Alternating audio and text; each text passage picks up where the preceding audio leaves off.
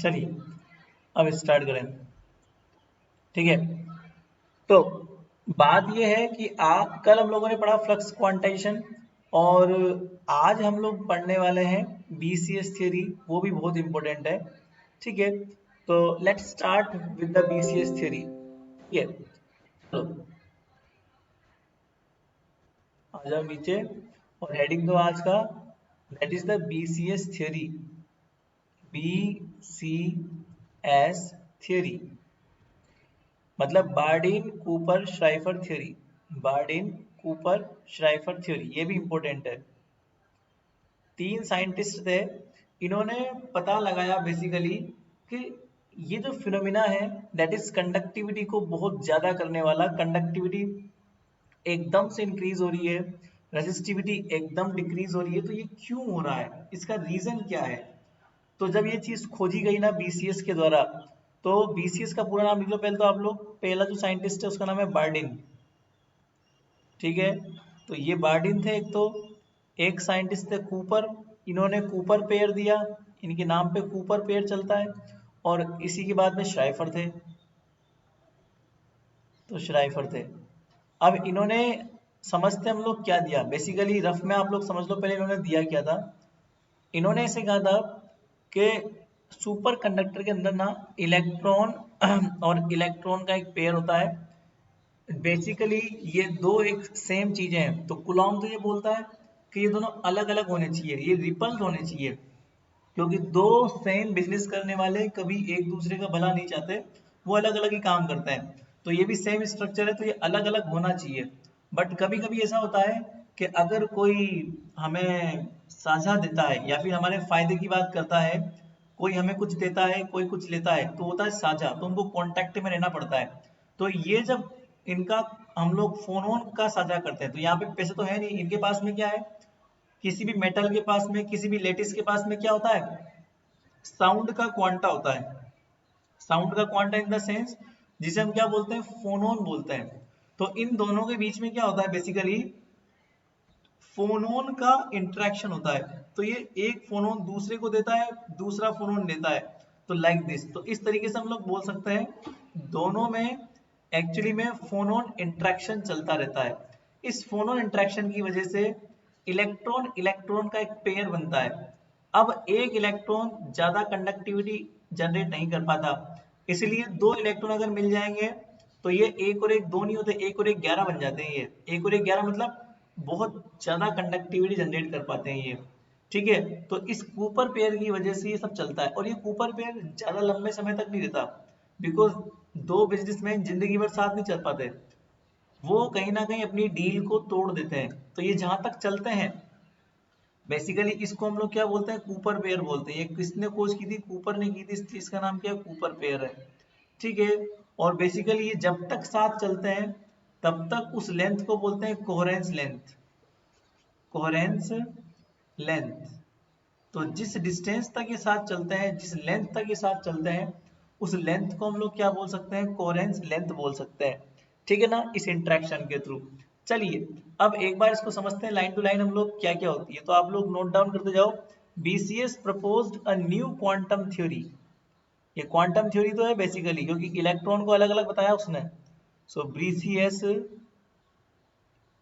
proposed a new quantum theory, a new quantum theory। तो BCS ने new quantum theory propose करी थी एक बार। ठीक है, which is based on following points, which is based on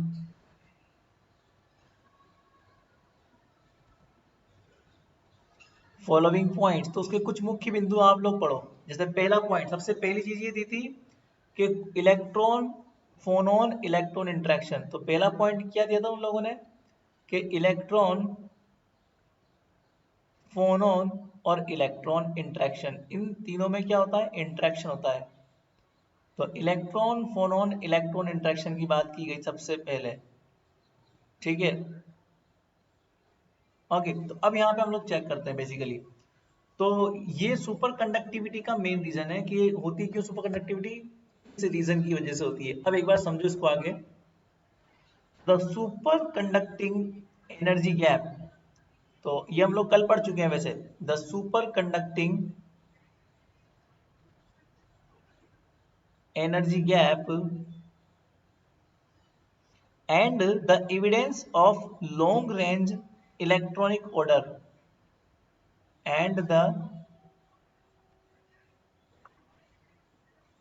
evidence of long range electronic order, long range electronic order both pointed out that, ये दोनों एक चीज प्रूव करते हैं, ये दोनों हम लोग पहले कर चुके हैं। लॉन्ग रेंज इलेक्ट्रॉनिक ऑर्डर का मतलब ये होता है, जैसे आप लोग समझते हो ना कि इलेक्ट्रॉनिक विन्यास किसी भी एलिमेंट का 1s2 2s2, तो अब ऑब्वियसली बात सुपर कंडक्टिंग के अंदर क्या होता है, बेसिकली लंबा चलता है वो, क्योंकि उसमें अलॉयज भी होते हैं ना, तो अलॉयज की वजह से वो थोड़ा सा लंबा होता है। तो बेसिकली ये चीज तो नहीं है, बट ये चीज बहुत मेन है, एनर्जी गैप। ये प्रमाण है, ये एविडेंस है किस चीज का, आगे देखो, बोथ पॉइंटेड आउट दैट, ये दोनों क्या प्रमाणित करते हैं, क्या एविडेंस पैदा करते हैं, both pointed both pointed out that both pointed out that the energy in a superconductor, that the energy in a superconductor, in a superconductor are somehow found together, the energy energy छोड़ो, electron लिखो यहाँ पे, ये energy तो अलग चीज है। Electron in superconductor, the electron in superconductor are somehow are somehow found together, are somehow found together। तो बेसिकली कहीं ना कहीं जो है ना, ये साथ में रहते हैं इलेक्ट्रॉन, ये इसका प्रमाण है, क्योंकि एनर्जी गैप है ना, उस वजह से। वो एक्सपेरिमेंटल रिजल्ट जब आपको समझ में आएंगे ना, तब आप लोग समझोगे एनर्जी गैप से इलेक्ट्रॉन इलेक्ट्रॉन के साथ रहने का कंसेप्ट क्या है। वैसे मैं आपको समझा चुका हूं कि इलेक्ट्रॉन इलेक्ट्रॉन पहले साथ में थे, जब एनर्जी गैप को उन्होंने पार किया तो उनमें पेयरिंग टूट गई। फॉर एग्जांपल जैसे समझो, कहीं ना कहीं एनर्जी गैप मिल रहा है सुपर कंडक्टर के अंदर, इसका मतलब यहाँ पे कोई एक स्टेट है और सडनली कुछ एनर्जी देने के बाद में आपको कुछ दूसरी स्टेट मिल रही है, इसका मतलब बीच में कहीं ना कहीं तो आपको एनर्जी देनी पड़ रही है ना, तभी तो ये स्टेट मिल रही है। तो इसका मतलब इस जो सेकंड स्टेट है, ये तो आप लोग देख पा रहे हो, ये तो आपको पता चल रहा है कि यहाँ पर एक सिंगल सिंगल इलेक्ट्रॉन अवेलेबल है, जिसे हम लोग बोलते हैं कंडक्शन इलेक्ट्रॉन, जो कंडक्टिविटी जनरेट कर रहा है। तो भैया जब सिंगल इलेक्ट्रॉन ऊपर अवेलेबल है, तो बीच में जो एनर्जी आप लोगों ने दी वो कहाँ गई, तो ऑब्वियस सी बात है, ये मन में आएगा कि वो एनर्जी दो इलेक्ट्रॉन के पेयर को तोड़ने में वेस्ट हुई है, ऑब्वियस सी बात है।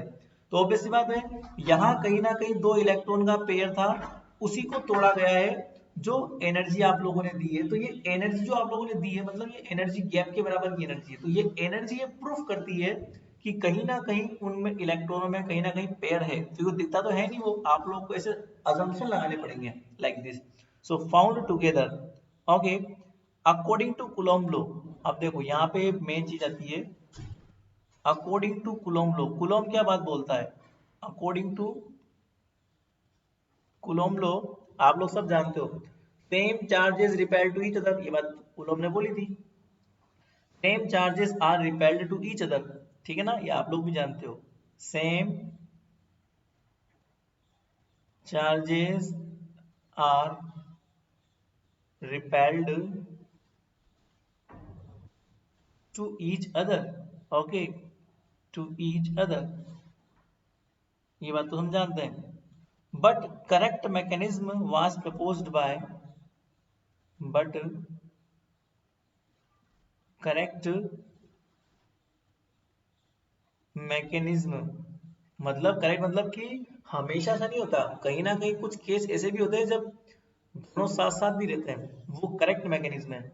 But correct mechanism was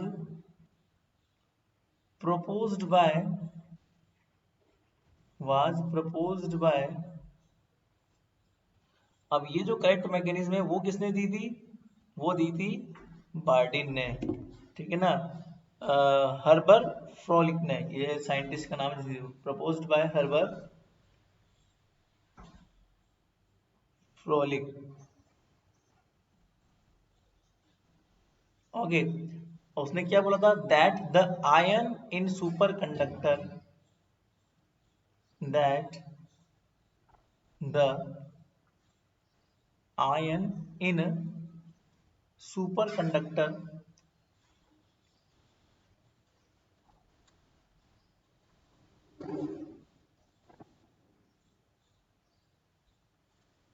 somehow found that the correct mechanism proposed by that the ion in superconductor, the phonon, that is the quanta। एक तो ये चीज दी थी उसने कि सुपर कंडक्टर के आयन आयन और कोमा द फोनोन। फोनोन मतलब आप लोग को पहले बता दिया मैंने, जैसे फोटोन लाइट का क्वांटा होता है ना, ठीक उसी तरह से फोन होता है, that the phonon that is the quanta of sound. यहाँ पे आप लोग लिख लो that is the quanta of sound in crystalline. आप लोगों ने पढ़ा होगा बीएससी थर्ड ईयर के अंदर क्रिस्टल स्ट्रक्चर, वहां पे आप लोगों ने पढ़ा होगा क्रिस्टलाइन, जो स्ट्रक्चर होता है ना लैटिस का उसे क्रिस्टलाइन बोलते हैं, इन क्रिस्टलाइन लैटिस। तो वहां पर ये अवेलेबल होता है, in crystalline lattice interact itself with electron, interact itself with electron. सबसे पहले ये बात किसने की थी, हर्बर्ट फ्रोलिंग ने की थी, कि जो आयंस होते हैं ना सुपर कंडक्टर्स के अंदर, आयंस मतलब इलेक्ट्रॉन्स, ऑब्वियस सी बात है, इलेक्ट्रॉन आयन ही होता है, नेगेटिव आयन। तो फ्रोलिंग ने क्या बोला था कि आयन ये जो सुपर कंडक्टर के अंदर है, अभी पॉजिटिव आयंस की आप लोग बात बोल दो, पॉजिटिव आयंस भी होते हैं लेटिस के अंदर, जो होल्स कहलाते हैं, जो इलेक्ट्रॉन खाली छोड़ता है ना उसको होल बोल देते हैं। तो जो नेगेटिव पॉजिटिव आयंस होते हैं ना सुपर कंडक्टर के अंदर, और जो फोनोन होता है ना, नेगेटिव पॉजिटिव आयंस फोनोन जो होते हैं ना कहीं खुद से भी इंटरेक्ट करते हैं और वो इलेक्ट्रॉन से भी इंटरेक्ट करते हैं, मतलब कहीं ना कहीं इंटरेक्शन होता है। और वो इंटरेक्शन किस टाइप का होता है वो हम लोग आगे देखेंगे, ठीक है ना। तो पर ये बात तो सही है कि वो कहीं ना कहीं इलेक्ट्रॉन से इंटरेक्शन होता है, that is super conductivity comes by, that is super conductivity comes by, that is super conductivity comes by. देखो मैं शॉर्ट में लिखता हूँ सुपर कंडक्टर सुपर कंडक्टिविटी, तुम लोग ना शॉर्ट में मत लिखा करो, तुम लोग अपना पूरा स्पेलिंग लिखा करो। That is super conductivity comes by electron phonon electron interaction, electron इसको ऐसे लिखते हैं, इलेक्ट्रॉन फोनोन इलेक्ट्रॉन इंटरेक्शन, इसको आप लोग लिख सकते हो इसे। तो electron phonon electron interaction rather rather than electron electron interaction, rather than electron electron interaction, electron electron interaction, ठीक है ना। तो ये हम लोग बोल सकते हैं कि इलेक्ट्रॉन इलेक्ट्रॉन का डायरेक्ट इंट्रैक्शन नहीं हो सकता, दोनों में फोनोन के थ्रू इंट्रैक्शन होता है, ठीक है ना, इस तरीके से। The best is super conductor, the best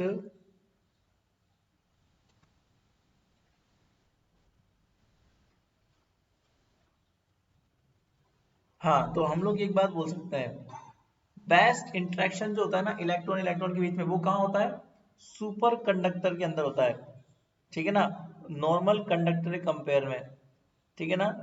और वही बेस्ट होता है कंडक्टिविटी में, the best conductivity is gained by superconductor rather than poor ordinary conductor because they have strong interaction. तो यहाँ पे आप लिख सकते हो the best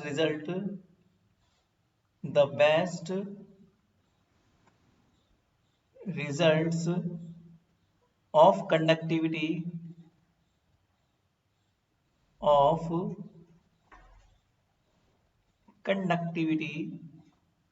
comes from superconductor. वहां से आपको मिलेगा, ऑब्वियस सी बात है, comes from superconductor rather than poor ordinary conductor, मतलब नॉर्मल कंडक्टर के कंपेयर में अच्छा रिजल्ट मिलेगा आपको. Poor ordinary conductor. कंडक्टर का मतलब जानते हो, कंडक्शन का मतलब जानते हो. कंडक्शन मतलब इलेक्ट्रॉन का फ्लो. तो जो इलेक्ट्रॉन का बहुत बढ़िया रिजल्ट मिलेगा ना फ्लो होने का, तो सिंगल इलेक्ट्रॉन फ्लो होगा, उससे अच्छा है कि 2 इलेक्ट्रॉन साथ में फ्लो हो, तो वो बेस्ट रिजल्ट देगा आपको. और उसका रीजन निकाला है इलेक्ट्रॉन फोनोन इलेक्ट्रॉन इंटरेक्शन. ठीक है ना. So rather than poor ordinary conductor, ठीक है ना, because they have strong electron phonon. और इसका रीजन क्या दिया इन लोगों ने, बिकॉज ये रीजन है इसका कि क्यों होती है कंडक्टिविटी ज्यादा. तो बिकॉज दे हैव, ये लास्ट की लाइन उनके रिजल्ट को शो करती है. द बेस्ट रिजल्ट क्यों होता है बेस्ट रिजल्ट, ये बात तो हम लोग पढ़ चुके हैं, बहुत पहले से पढ़ते हुए आ रहे हैं, उसमें कोई इशू नहीं है कि सुपर कंडक्टर के अंदर कंडक्टिविटी बहुत ज्यादा होती है. किसके कंपैरिजन में, नॉर्मल कंडक्टर के कंपैरिजन में. पर क्यों होती है वो हम लोग आज पहली बार पढ़ रहे हैं. So because they have strong electron phonon electron interaction. तो क्यों होती है, इस इंटरेक्शन की वजह से होती है. पहली बात तो ये, ठीक है. अब ये चीज सबसे पहले किसने बताई थी, फ्रॉगलिन ने. तो उसने कैसे होता है ये इंटरेक्शन, क्या होता है इस इंटरेक्शन के अंदर, ये नहीं समझा पाया. ठीक है ना. तो इस थ्योरी को आगे बढ़ाया और समझाया किसने, फिर बीसीएस ने. यही जो थ्योरी है ना जो आप लोगों ने लिखी है, आइडिया किसने दिया था, हर्बर्ट फ्रॉगलिन ने दिया था. इस आइडिया को इम्प्लीमेंट नहीं ले पाया वो सही तरीके से, और वो इस इंटरेक्शन को क्लियर नहीं कर पाया कि इलेक्ट्रॉन फोनोन का इंटरेक्शन कैसे होता है. उसको क्लियर किसने किया, उसको क्लियर किया था बीसीएस ने. तो नीचे आ जाओ, हम लोग सेकंड पॉइंट पे बात करते हैं. तो सेकंड पॉइंट जो है बीसीएस थ्योरी, ये स्टेप बाय स्टेप है. जैसे मान लो कोई भी चीज बनती है तो बनने के लिए स्टेप्स चलती है उसकी. तो पहला स्टेप क्या है, उस चीज को बनने का आइडिया देना कि भैया एक खिलौना बनाना है हम लोगों को, तो कैसा खिलौना बनाएंगे, तो हम लोगों ने एक आइडिया ले लिया कि भाई ऐसा खिलौना बनना चाहिए, तो है ना. अब उसके बाद में वो बनेगा कैसे, उसका दूसरा पॉइंट आएगा. सो वो बनाया किसने, बीसीएस ने. तो ये थ्योरी को और अच्छे से किसने एक्सप्लेन किया कि भैया इंटरेक्शन किस तरह से होता है, वो बीसीएस ने किया था फ्रॉगलिन के आइडिया से. तो ये जो आइडिया है ना, उसका पहला पॉइंट के बाद इन्होंने कैसे किया. So it is the first fully quantum mechanical theory. यहाँ से स्टार्ट होता हमारा मेन काम. तो पहली point, it is a first, पहली थ्योरी थी ये फुल्ली जो क्वांटम मैकेनिक्स पे बेस्ड थी. First fully quantum mechanical based theory. First fully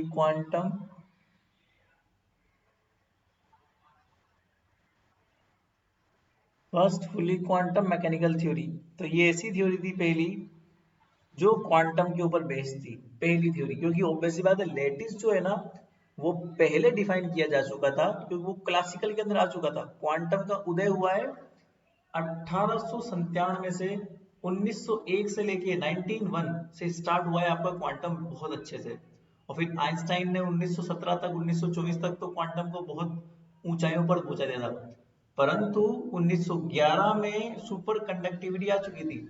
तो जब 1911 में 1911 में सुपर कंडक्टिविटी आई थी ना, तो उस टाइम पे क्वांटम इंक्रीमेंट भी था, मतलब कंप्लीटली क्वांटम आया नहीं था और वो कंप्लीट डिफाइन हुआ भी नहीं था. 1904 में photo electric effect, quantum effect, और ये इफेक्ट से क्वांटम चल रहा था अपनी ऊंचाइयों पर. जब हमारा देश स्वतंत्रता की लड़ाई लड़ रहा था, तब दुनिया वाले क्वांटम को डिफाइन कर रहे थे लाइक दिस. ठीक है. तो उस जमाने में धीरे धीरे क्वांटम थ्योरी आ रही थी, तो 1911 में सुपर कंडक्टिविटी आई थी। पर इस चीज को एक्सप्लेन करने के लिए सबसे पहली क्वांटम मैकेनिकल थ्योरी कौन आई थी? बीसीएस थ्योरी आई थी। ठीक है ना, तो उन्होंने समझाया था कि ऐसा होता है। तो यहाँ पर देखो सेकंड पॉइंट लिखो अब आप लोग, क्या होता है इसके अंदर। सो एक्सप्लेन्ड ऑल ऑब्जर्व्ड इफेक्ट, इसने क्या किया? एक्सप्लेन किया, explained all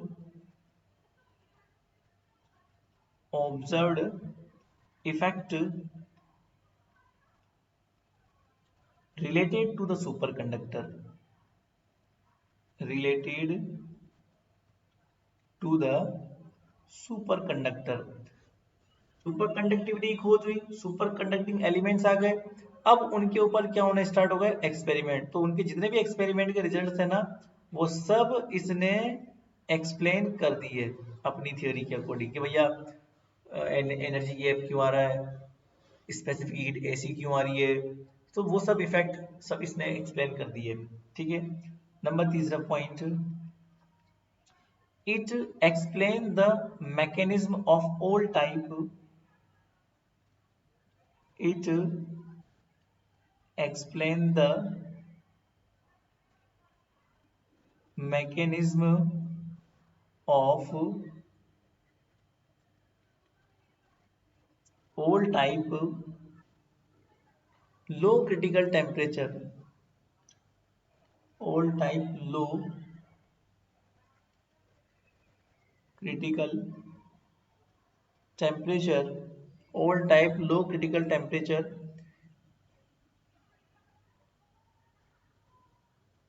critical temperature in superconductor, in superconductor। ठीक है, in superconductor, however it fails to explain, however it fails to explain, it fails to explain uh, high critical temperature, high critical temperature in super conductor. अब समझो इस चीज को, actually में जो लो critical temperature है ना, उनको तो इसने एक्सप्लेन कर दिया। फॉर एग्जांपल जैसे मरकरी है, मरकरी 4.2 केल्विन पर आके अपना नॉर्मल कंडक्टिंग प्रॉपर्टी छोड़ देता है और सुपर कंडक्टिंग में आ जाता है, तो वो लो क्रिटिकल टेम्परेचर है। ठीक है, कुछ ऐसे मिले, मान लो जैसे लैंड हुआ है, फिर कुछ और, मतलब कोई ऐसा हुआ था जो 11.2 पर आया था, 11.2 केल्विन पर उसने अपनी नॉर्मल कंडक्टिंग प्रॉपर्टी को त्याग दिया और सुपर कंडक्टिंग प्रॉपर्टी पर आ चुका था वो। तो ये चीज वो एक्सप्लेन नहीं कर पाया एक्चुअली में, इतना टेम्परेचर किया आपने 11.2 केल्विन और सुपर कंडक्टर बन गया, तो इसका रीजन बीसीएस एक्सप्लेन नहीं कर पाया, क्योंकि हाई टेम्परेचर पर कूपर पेयर का बनना मुश्किल होता है। कूपर पेयर के लिए बहुत लो टेम्परेचर की रिक्वायरमेंट होती है। एक बात बताओ, जब एनर्जी कम होगी, जब पैसा कम होगा कंपनी के पास, तभी तो वो उधार लेगा पैसा। ठीक है, जब सफिशिएंट पैसा होगा तो वो साझा क्यों करेगा किसी से। तो बेसिकली जब एनर्जी कम थी, जब एनर्जी बहुत कम होती है लेटिस के पास में, तभी वो मदद मांगता है एक दूसरे से कि भैया तू मुझे मदद दे, मैं तुझे मदद दूंगा। है तो क्वांटा का फोनोन क्या है? एनर्जी का क्वांटा है। तो बेसिकली साझा तभी होगा जब लो टेम्परेचर होगा, जब लो एनर्जी होगी, तभी वो साझा करेगा, क्वांटा करेगा, मतलब वो फोनोन को लेगा।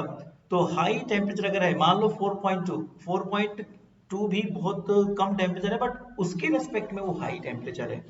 4.1 केल्विन और 11.2 के, तो 11.2 जो है ना, ये है तो वैसे लो टेम्परेचर, बट 4.2 कंपेयर में हाई टेम्परेचर, तो वो फिनोमिना एक्सप्लेन नहीं कर पाया बीसीएस, क्योंकि हाई टेम्परेचर पे आप सुपर कंडक्टिंग तो आ रहे हो, बट हाई टेम्परेचर पे कूपर पेयर नहीं बनता है, ऐसा उसने समझाया नहीं, मतलब समझा नहीं पाया वो बेसिकली पूरा। नंबर फोर्थ पॉइंट, जो इसके हाईलाइट बता रहा हूं मैं आप लोगों को, हाईलाइट्स क्या है इस थ्योरी के। It is based on formation of Cooper pair, ये तो मैं आपको समझा चुका हूं। इट इज बेस्ड ऑन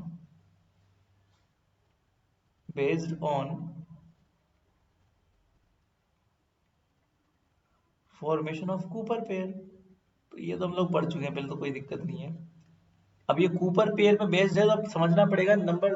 अब इसको हम लोग ये तो हाईलाइट्स हो गए नंबर तीसरा पॉइंट। अब नंबर तीसरे पॉइंट पर जाओ, ये कूपर पेयर होते क्या है इनको समझते हैं हम लोग। That is formation of Cooper pair. Formation of Cooper pair, पहले हम इसकी बात करते हैं। बेसिकली कूपर पेयर होता क्या है, ये बनता कैसे है। वैसे मैं आपको समझा चुका हूँ बनता कैसे, फिर भी आप लोग एक बार लिख लो तो आपको जल्दी सही रहेगा। समझा क्या हम लोगों ने बेसिकली, जैसे मान लो ये कोई, इसे बोलते हैं वर्टेक्स। अभी आप समझ जाओगे, एडवांस क्वांटम में आप लोग को बहुत मिलेगा। फाइनमेन डायग्राम आप लोग पढ़ोगे ना एडवांस क्वांटम में, तो ये फाइनमेन डायग्राम बना रहा हूँ मैं, बहुत सिंपल फाइनमेन डायग्राम है, समझ में आ जाएगा आप लोग को। एक्चुअली में किसी प्रोसेस को दर्शाने वाला डायग्राम फाइनमेन डायग्राम होता है। अब जैसे फॉर एग्जांपल, आप लोग एक लड़ाई है, एक लड़ाई को किसी के सामने शो कर रहे हो कि भैया लड़ाई कैसी, पानीपत की लड़ाई है, तो आप लोग शो कैसे करते हो, भैया पानीपत की लड़ाई में ये पानीपत का मैदान है। अब जरूरी मैदान ही है, पर आप लोगों ने एक संकेत दे दिया कि मैदान है पानीपत का। तो ये संकेत होते हैं जो आप किसी भी चीज को एक्सप्लेन करने में काम में लेते हो। तो कोई भी कोलिजन हुआ, कोई भी प्रोसेस हुई, उसको शो करने का एक तरीका किसने दिया था, फाइनमैन ने दिया था। कि आप किसी भी तरीके को, किसी भी टक्कर को, कोलिजन को, प्रोसेस को, इंटरेक्शन को आप मेरे डायग्राम से इजीली एक्सप्लेन कर सकते हो। अब जैसे मान लो पानीपत की लड़ाई हुई, तो यहां से एक सेना आई, ठीक है, पृथ्वीराज चौहान की, यहाँ से एक सेना आई अकबर की, तो आप लोगों ने यहाँ पे लिख दिया पृथ्वीराज चौहान, यहाँ पे लिख दिया अकबर, यहाँ पर सेना आके लड़ी, ठीक है, कुछ सैनिक यहाँ पे मारे गए, कुछ सैनिक यहाँ मारे गए, कुछ यहाँ मारे गए। तो ऐसा आप लोगों ने एक संकेत दे दिया, और आप लोगों ने इस संकेत को समझ के उस लड़ाई को समझ लिया, ठीक है, कि कितने सैनिक मरे। ठीक वैसे ही संकेत किसने दिए थे प्रोसेस को समझाने के लिए, फाइनमैन ने दिए थे। फाइनमैन ने ना कुछ डायग्राम दिए थे, उससे आप किसी भी प्रोसेस को समझ सकते हो फटाफट से। वो आप लोग एडवांस क्वांटम मैकेनिक्स के अंदर पढ़ोगे, अभी पता नहीं आप लोगों ने नहीं पढ़ा होगा, वो बहुत लास्ट में आता है वो, तो है ना।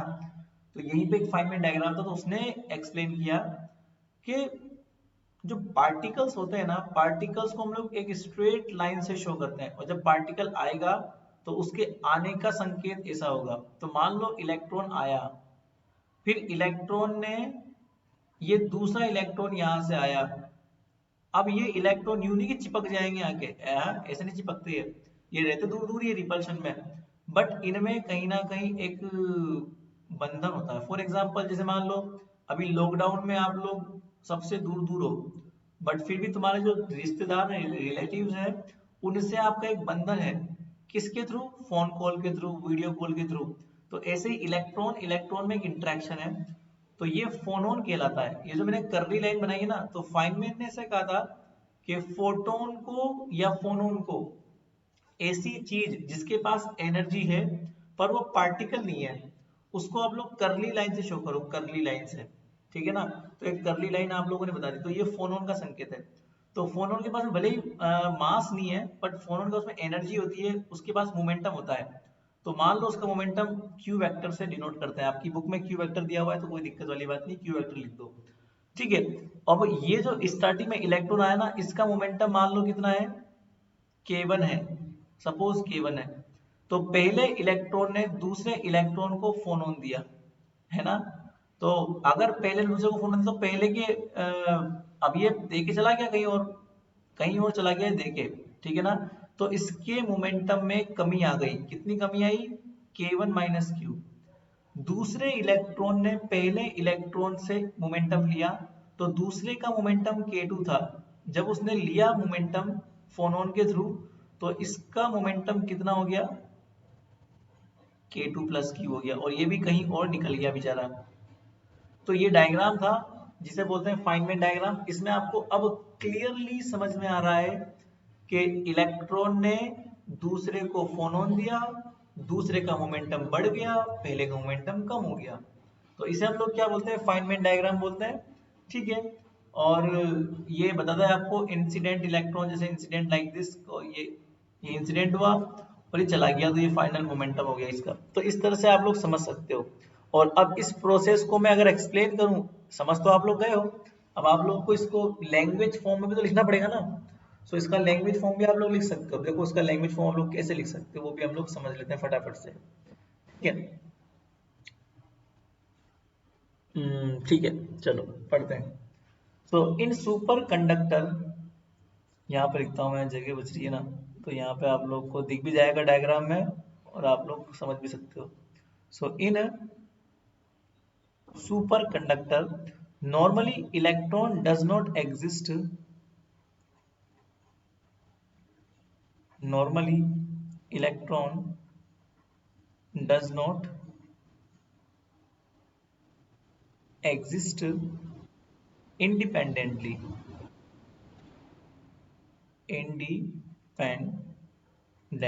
स्वतंत्र रूप से नहीं होते वो, ठीक है ना।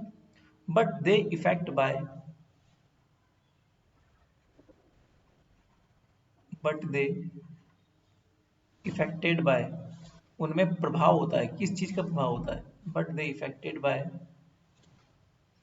Vibrational crystal lattice, vibrational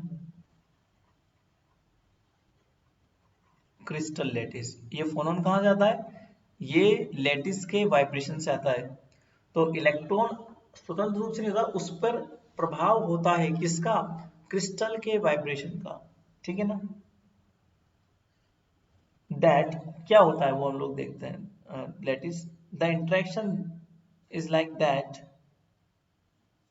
the interaction is like that, interaction कैसा होता है वो देखते हैं हम लोग। द इंटरेक्शन,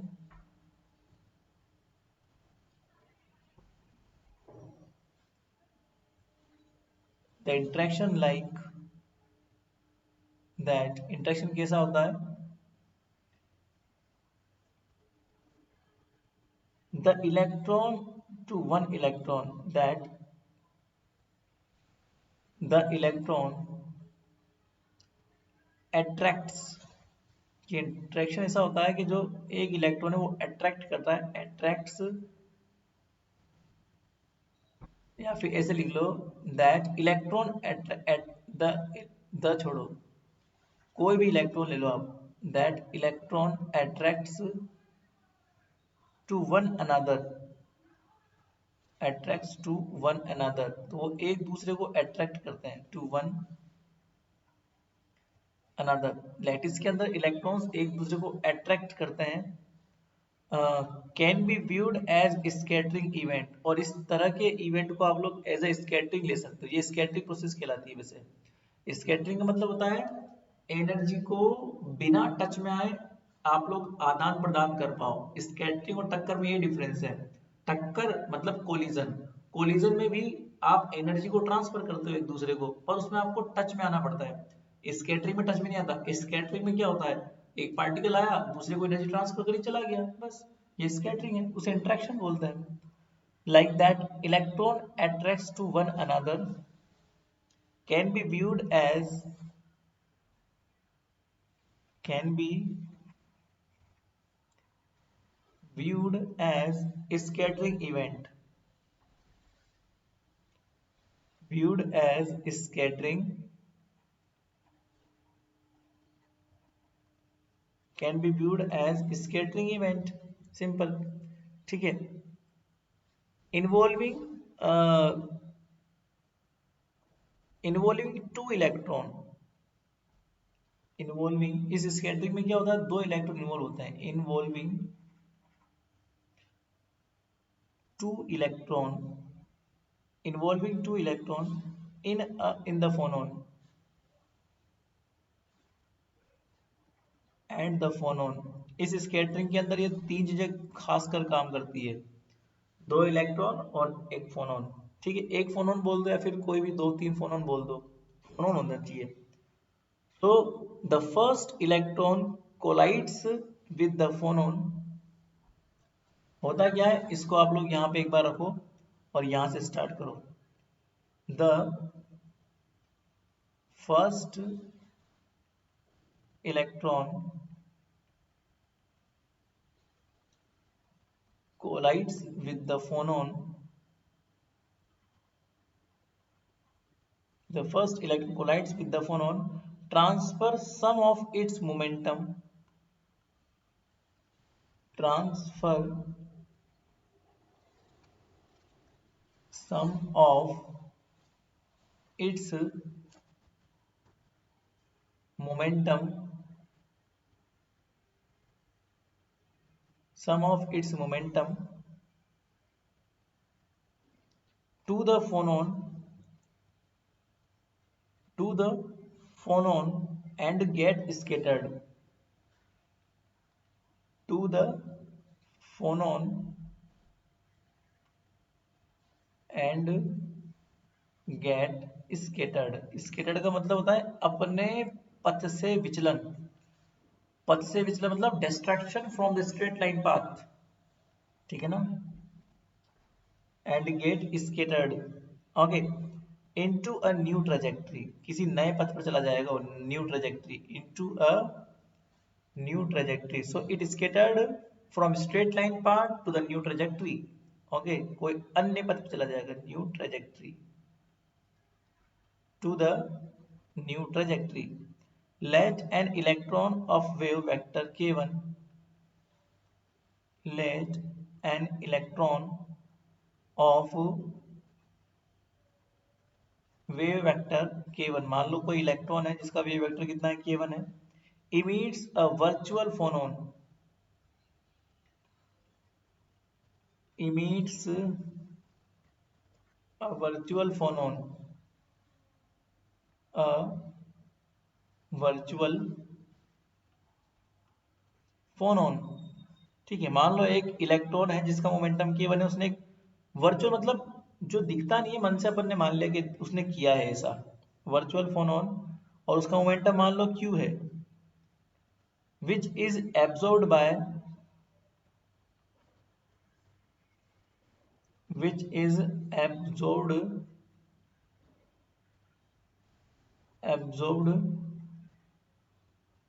by, और वो एब्जॉर्ब कर लिया bye electron of momentum k2, electron of एक दूसरे इलेक्ट्रॉन है जिसका मोमेंटम कितना है, k2 है, absorbed bye electron of momentum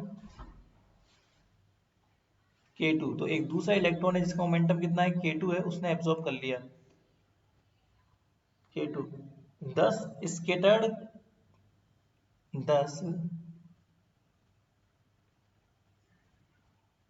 scattered मतलब अब हम लोग ये बात बोल सकते हैं कि एक जो पहला इलेक्ट्रॉन है ना जो स्केटर्ड हुआ, दस scattered electron of k1 vector, तो एक इलेक्ट्रॉन जो k1 वेक्टर का था और वो स्केटर्ड हो गया,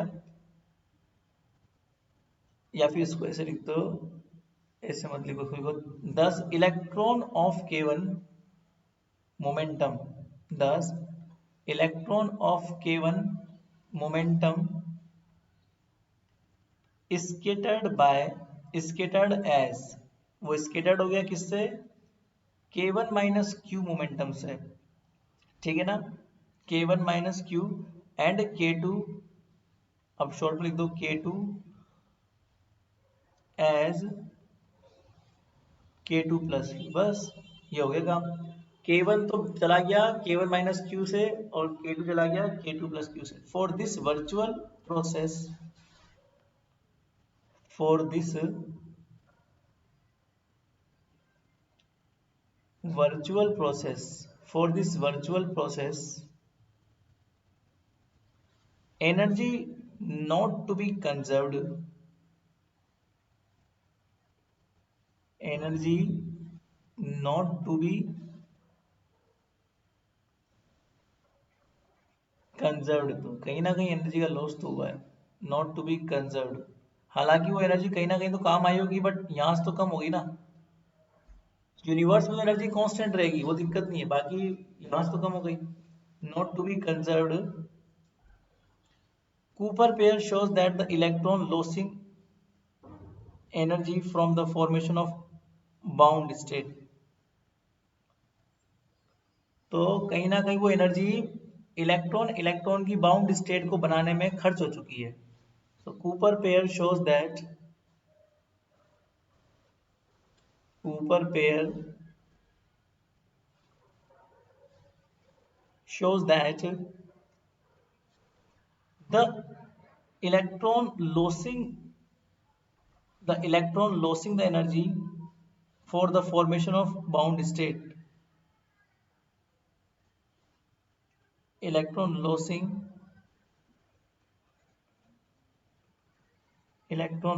energy from the formation of bound state for the formation of bound state. तो जो एनर्जी खर्च हुई है ना बाउंड स्टेट को फॉर्म करने में, ठीक है ना, bound state will overcome the additional kinetic energy. Okay, will overcome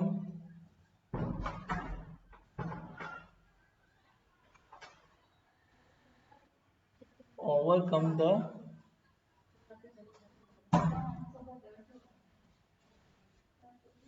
additional kinetic energy of the electron इसका मतलब जो इलेक्ट्रॉन में आप लोगों ने बाउंडेशन बनाया ना, वो जो एनर्जी खर्च हुई वो कहाँ गई, वो इलेक्ट्रॉन को भगाने में काम में आई है। तो लॉस कहीं नहीं हुआ। वैसे मैंने कहा ना यूनिवर्स में कहीं ना कहीं तो वो एनर्जी यूज होगी।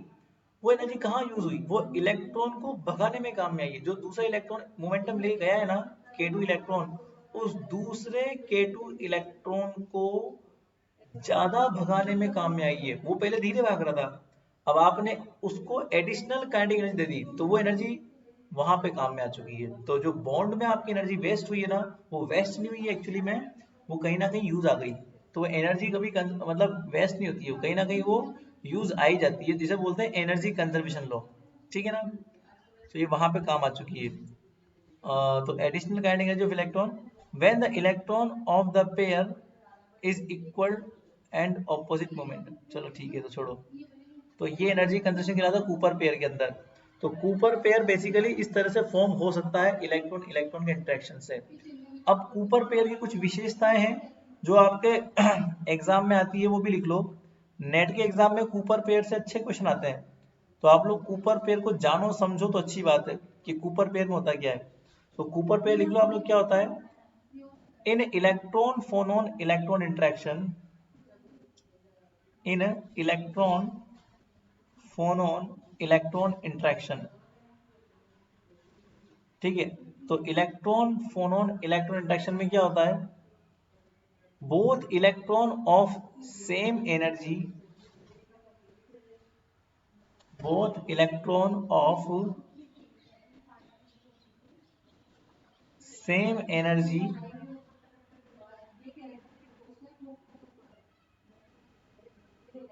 having opposites, having opposite spin। ये तो पाउली ने कहा था कि दो सेम स्पिन के साथ नहीं सकते, तो दोनों की स्पिन क्या होती है, ऑपोजिट होती है। Having opposite spin and opposite momentum, and opposite momentum forms a pair. वो क्या करते हैं, एक पेयर फॉर्म करते हैं, forms a pair called Cooper pair, called Cooper pair. तो ये प्रॉपर्टी कूपर पेयर की होता क्या है, कूपर पेयर में, कूपर पेयर में बेसिकली दो इलेक्ट्रॉन होते हैं ना, और एक इलेक्ट्रॉन का स्पिन अप होता है, एक का डाउन होता है, तभी वो साथ रह पाएंगे बेचारे। और आप लोग जानते हो कि जो इलेक्ट्रॉन होता है ना वो फर्मियन होता है, आप लोग को ये बखूबी पता है। और इलेक्ट्रॉनों का जो स्पिन होता है वो स्पिन हाफ होता है। अगर एक का स्पिन जो है प्लस हाफ है तो अल्टीमेटली दूसरा कितना होगा, माइनस हाफ, तभी तो साथ साथ रह पाएंगे। तो कूपर पेयर का रिजल्टेंट स्पिन कितना होता है, 0 एक तरह से। तो अगर कोई पूछ ले कि कूपर पेयर क्या चीज है, तो कूपर पेयर सुपर इलेक्ट्रॉन है। कोई पूछ ले कि सुपर इलेक्ट्रॉन का स्पिन क्या होता है, तो 0 होता है। कोई पूछ ले कि सुपर इलेक्ट्रॉन किस तरह का पार्टिकल है, तो क्या बोलोगे आप लोग, बोलते ना बोसोन है। ठीक है ना, क्योंकि 0 एक इंटीजर स्पिन कहलाती है। तो इंटीजर स्पिन किसकी होती है, बोसोन्स की होती है, तो वो बोसोन्स में ही काम करता है वो। ठीक है, तो ये चीज आप लोग कह सकते हो किसी के सामने। ठीक है, तो बोसोन्स तरह का पार्टिकल है, और अगर आपके चार ऑप्शन में आ जाए कि किस तरीके का होता है वो, तो वो इसी तरीके का काम करता है। ठीक है ना। सो आज हम इतना ही पढ़ते हैं, फिर कल हम लोग आगे पढ़ेंगे इसके कोहेरेंस लेंथ क्या होता है, फिर हम लोग पढ़ेंगे बीसीएस हैमिल्टोनियन। तो इनको पढ़ के आपकी बीसीएस थ्योरी कंप्लीट हो जाएगी। हालांकि बीसीएस हैमिल्टोनियन आपके काम का नहीं है, वो बहुत एडवांस क्वांटम मैकेनिकल हैमिल्टोनियन है, तो आप लोग उसको लिख लेना, समझ लेना, बाकी इतना कोई ज्यादा डीप में मत जाना बीसीएस हैमिल्टोनियन की, तो हम लोग वो कल पढ़ेंगे। ठीक है ना। आज हम तो केवल बस इतना ही कर पाएंगे, और तो कोई नहीं। ठीक है ना।